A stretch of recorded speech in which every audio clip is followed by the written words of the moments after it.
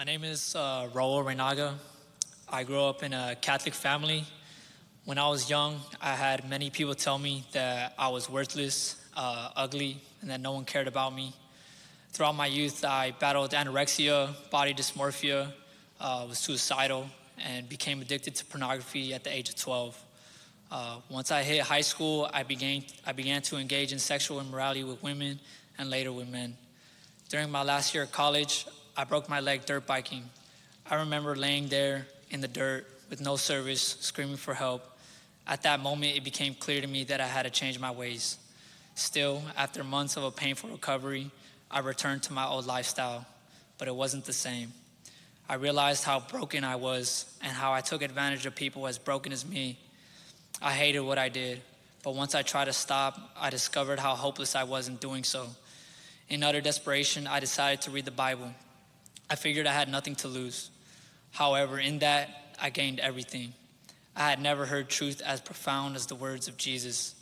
Although I didn't fully understand what was becoming of me, there was no turning back. Learning about the work of Christ, I died to myself, but was reborn in him. I previously had nothing to show for my life but shame. And despite all the horrible things I did and how I ignored God to change, Jesus still loved me.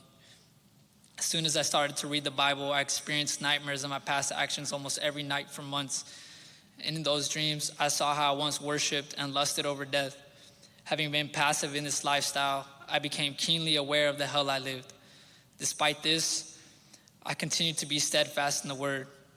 I was even mentored by a coworker who helped disciple me and recommended me to join this church.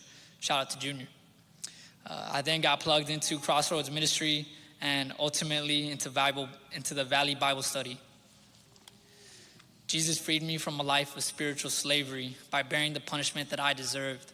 I no longer had to carry the burden of my sin, and in him, I've become a new creature.